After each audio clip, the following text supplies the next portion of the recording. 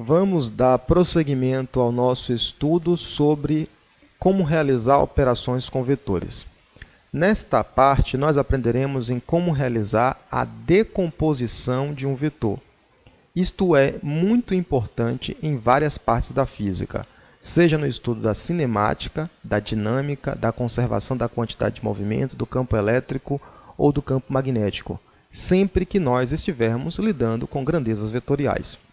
Aqui eu vou tomar como exemplo o caso da cinemática. No entanto, a operação valerá para qualquer caso que nós tenhamos uma grandeza vetorial. Vamos considerar o caso de uma pessoa que chuta uma bola.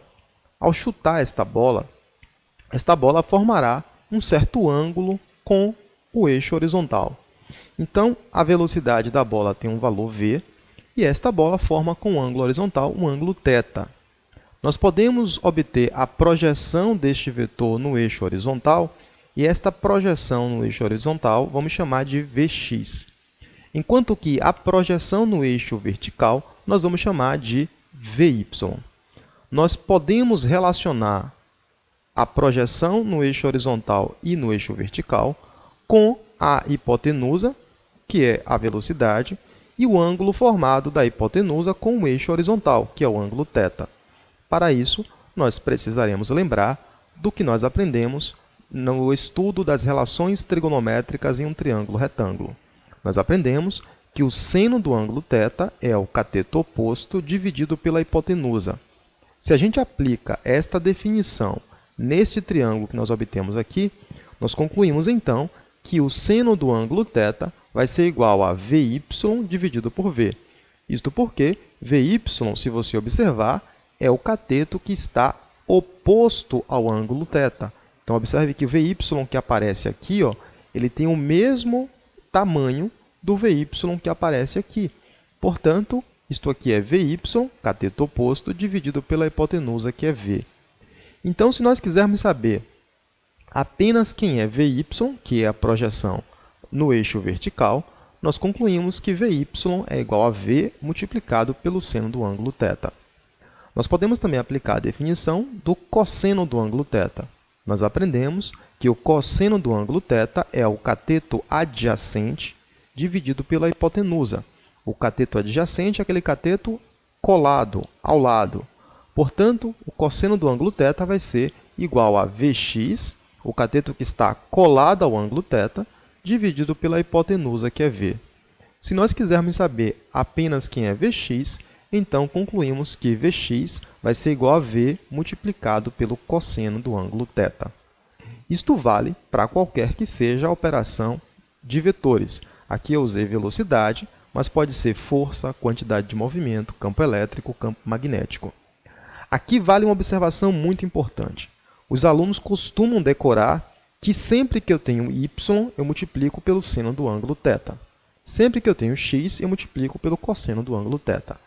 Esta forma de decorar está errada, porque o professor pode mudar o ângulo e, com isso, você precisar multiplicar pelo cosseno ao invés do seno. Qual é a dica que eu vou dar para você que vale em todas as situações? Você precisará usar o seno do ângulo θ sempre que o cateto estiver oposto ao ângulo, ou seja, quando estiver separado do ângulo. Separado do ângulo θ, você usa seno do ângulo θ.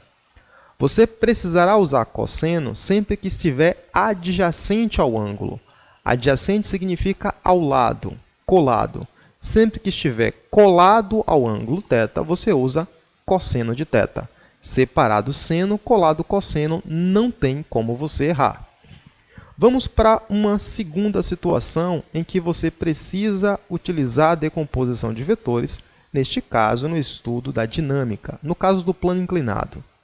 Imagine um bloco apoiado sobre o plano inclinado, e sobre este bloco, se nós desconsiderarmos a força de atrito, agirá duas forças.